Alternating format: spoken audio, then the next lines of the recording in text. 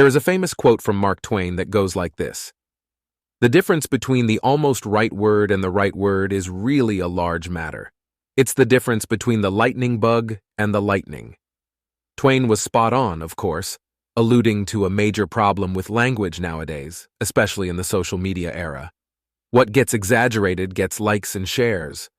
Buzzwords are provocative and profitable, and truth is banal or just boring, hence why dozens of terms have been grossly misused during the Israel-Hamas war, most notably by woke progressive types who seem to despise Israel and Zionism more than the actual problems in their cities, communities, and countries.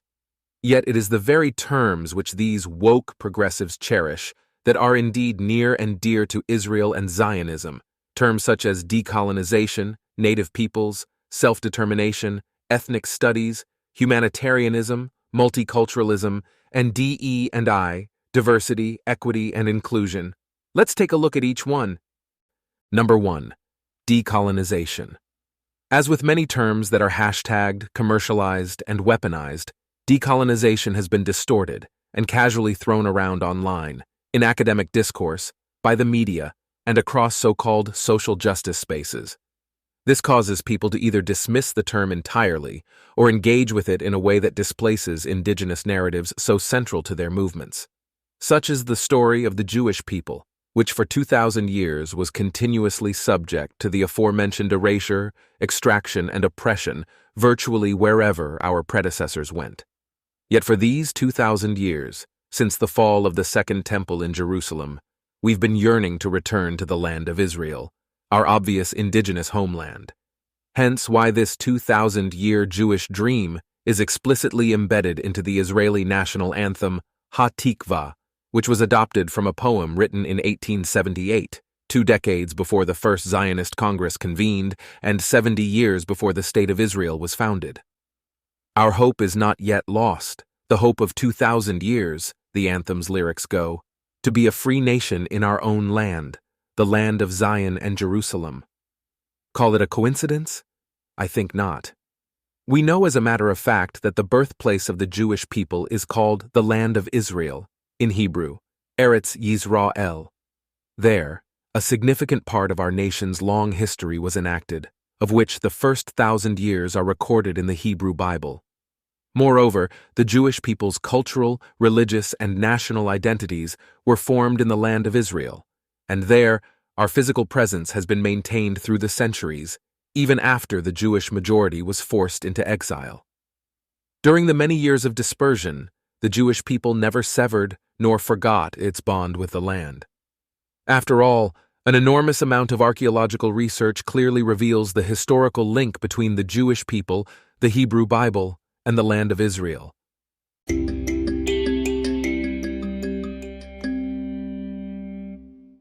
2. Native peoples.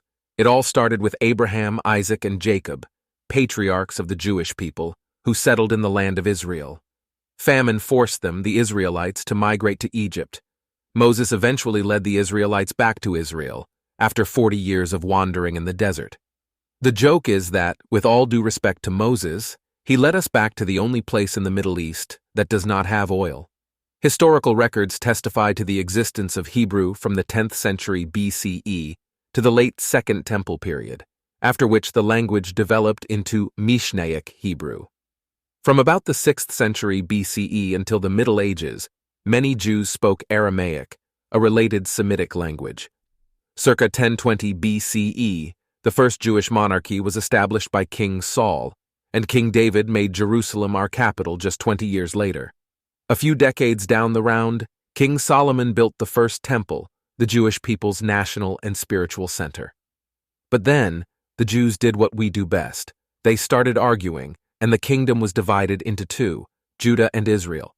Significantly weaker as a result, the Assyrians crushed the Jewish populace, and 10 tribes were expelled, which is how the 10 lost tribes of Israel originated. Eventually, the first temple was also destroyed, and most Jews were exiled. Some 50 years later, many Jews returned from Babylonia and rebuilt the temple, known as the Second Temple. After a couple of centuries, land in Israel was conquered by Alexander the Great, and Hellenistic rule ensued. Jews known as the Maccabees revolted against restrictions on Jewish practices and desecration of our temple, leading to Jewish independence, until the Romans arrived and subsequently ruled the land of Israel. Again, the Jews revolted, which led to the destruction of Jerusalem and the Second Temple, the last stand of the Jews at Masada, and the Bar Kokhba uprising. According to Josephus, a Roman Jewish historian and military leader, over 1 million non-combatants Jews died and tens of thousands were enslaved. While a minority of Jews have lived in and around Jerusalem since then, this watershed moment, the Second Temple's destruction, the elimination of the symbolic center of Judaism and Jewish identity, motivated many Jews to formulate a new self-definition and adjust their existence to the prospect of an indefinite period of displacement. During the Middle Ages, due to increasing migration and resettlement, Jews divided into distinct regional groups which today are generally addressed according to 3 primary geographical groupings: the Ashkenazi of Northern and Eastern Europe, the Sephardic Jews of Iberia, Spain and Portugal, and the Mizrahi Jews of North Africa and the Middle East. Meanwhile, in the land of Israel, foreign domination endured, including by the Byzantines, the Arabs, the Crusaders, the Mamluks, the Ottomans, and the British.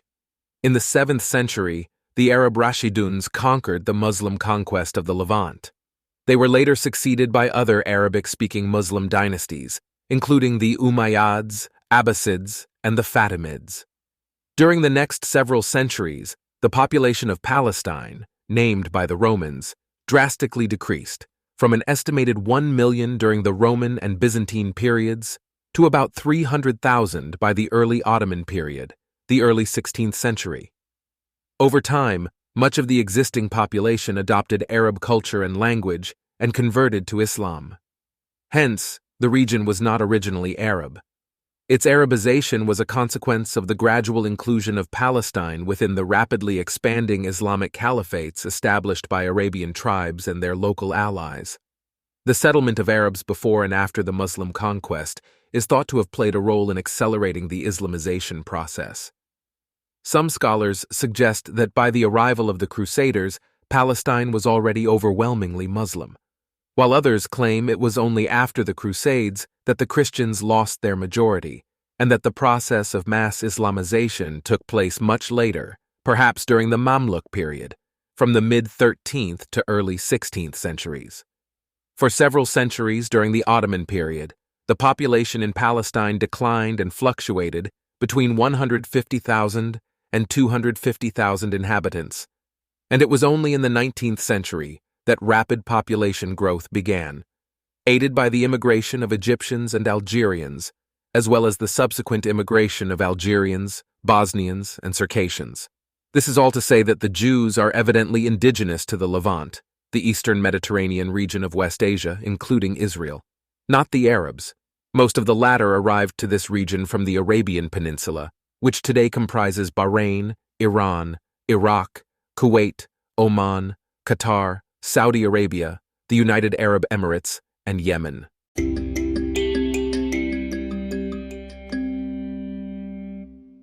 Number 3. Self-determination. Zionism, Jewish self-determination, has been vilified for its very success in transforming Jewish victims into sovereigns, which ought to be the very goal of progress, to move away from victimhood to self-determination. Does Jewish self-determination contradict Palestinian self-determination? It depends on how you look at it. If you believe in the Palestinians' so-called right of return for the 30,000 or so remaining refugees from the 1948 Israeli-Arab War, then yes, it does. But if you believe that the overarching goal of a refugee group is to resettle in other places, perhaps with concessions and/or reparations, then no, Jewish self-determination does not contradict Palestinian self-determination. The latter view promotes peace and prosperity for both Jews and Palestinians in the Middle East. The former one encourages more violence, destruction, and death on all sides.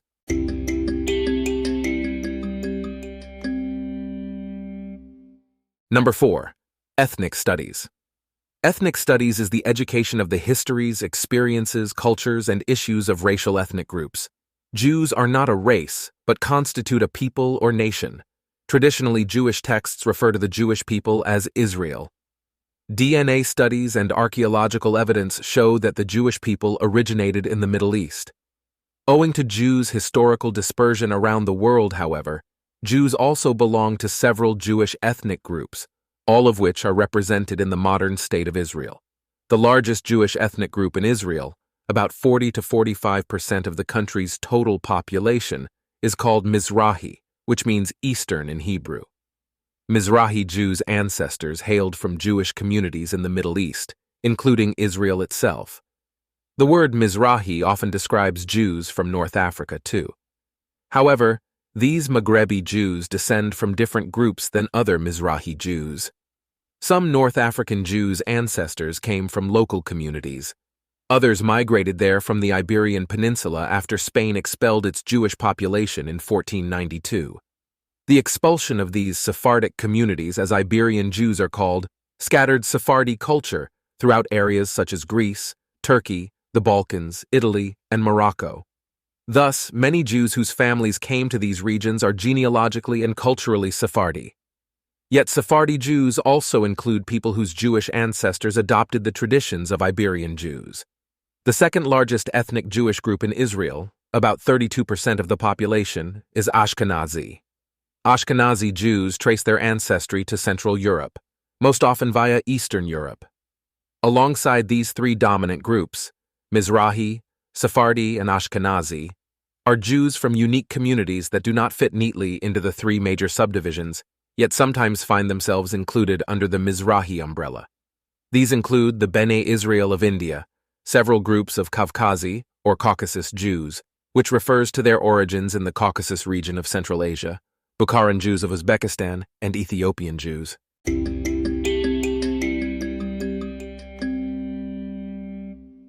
Number 5.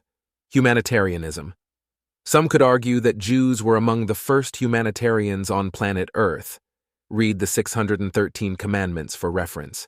Therefore, it is no surprise that Zionism manufactured a profoundly humanitarian society, in which, for example, Israelis and Israeli organizations routinely offer all types of support to places across the world, plagued by conflict and disaster.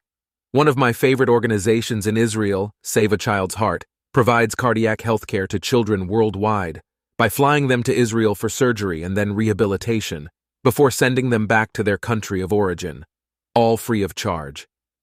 More recently, Israel has taken unprecedented humanitarian steps in its war against Hamas, including humanitarian pauses, a term that seems to have been invented specifically for and only applied against Israel.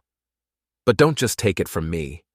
John Spencer, the United States Military Academy's urban war strategist who served 2 tours in Iraq, recently visited Israel and wrote that the Jewish state has, quote, taken more measures to avoid needless civilian harm than virtually any other nation that's fought an urban war.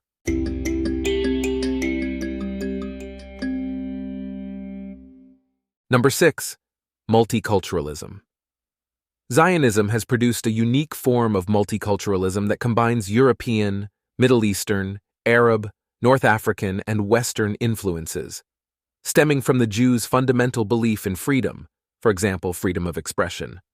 Novelist Dara Horn wrote, quote, since ancient times, in every place they have ever lived, Jews have represented the frightening prospect of freedom. As long as Jews existed in any society, there was evidence that it, in fact, wasn't necessary to believe what everyone else believed, that those who disagreed with their neighbors could survive and even flourish against all odds. The Jews' continued distinctiveness, despite overwhelming pressure to become like everyone else, demonstrated their enormous effort to cultivate that freedom. Devotion to law and story, deep literacy, and an absolute obsessiveness about transmitting those values between generations.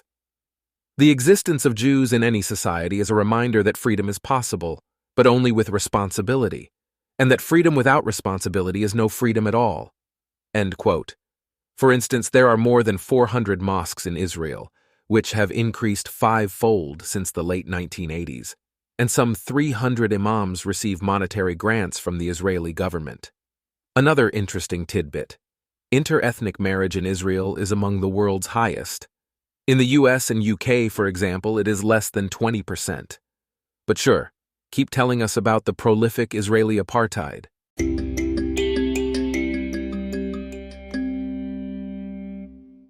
And lastly, number 7, DE&I, diversity, equity, and inclusion. Israel is home to more than 2 million people who are not Jewish, primarily Arab Israelis who make up 20 to 25% of the population, and more than 100,000 foreign workers. Most Arab Israeli citizens are Muslim, and small minorities adhere to various Christian denominations, as well as the Druze religion.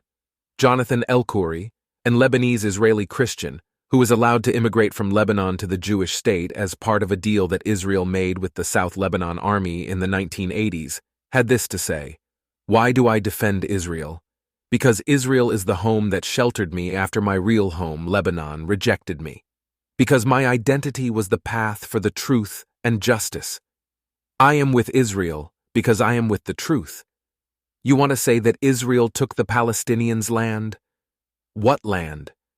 The Palestinians wanted to take my land in Lebanon and committed the worst massacres against my people to build their alternative state. I defend Israel because I live here as a human being." End quote. Loe al-Sharif, an Arab peace activist, recently met 2 Arab Israelis in Dubai who expressed pride in being Israeli.